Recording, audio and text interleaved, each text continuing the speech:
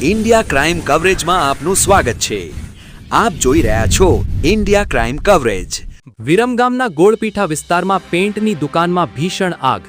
7 કલાકની જહેમત બાદ ફાયર ટીમે મેળવ્યો કાબુ।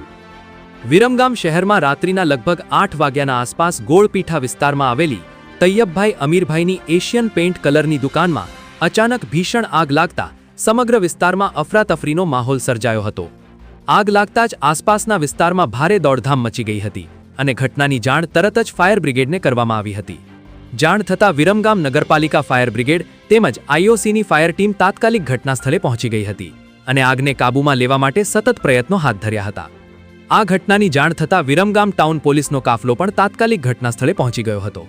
પોલીસે આજુબાજુ એકત્ર થયેલી ભીડને સુરક્ષિત અંતરે ઊભા રહેવા સૂચના આપી પરિસ્થિતિને નિયંત્રણમાં રાખવાનો પ્રયાસ કર્યો હતો। આગ એટલી વિકરાળ હતી કે આસપાસના વેપારીઓ અને સ્થાનિકોમાં ભારે ગભરાટ ફેલાઈ ગયો હતો। પ્રાથમિક માહિતી મુજબ દુકાનમાં શોર્ટ સર્કિટના કારણે આગ લાગી હોવાનો અંદાજ વ્યક્ત કરવામાં આવી રહ્યો છે। પેઇન્ટ અને કેમિકલ સામગ્રી હોવાના કારણે આગ ઝડપથી ફેલાવાની શક્યતા વધી ગઈ હતી, જેના કારણે આગ બુઝાવવાનું કામ વધુ મુશ્કેલ બન્યું હતું।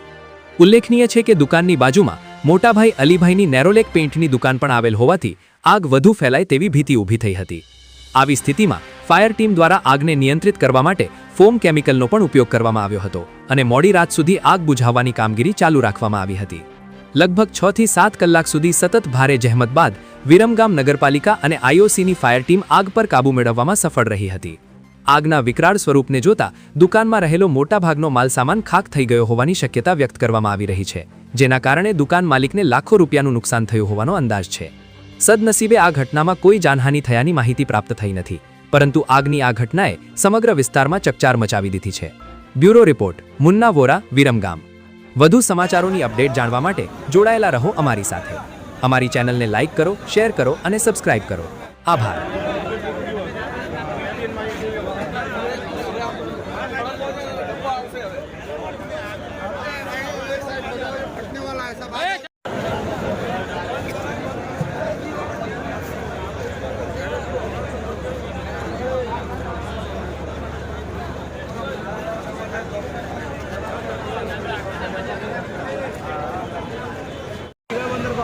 एकदम फट गया था वैसे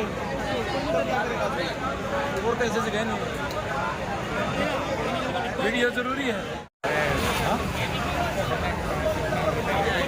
ये लोग आयुर लोग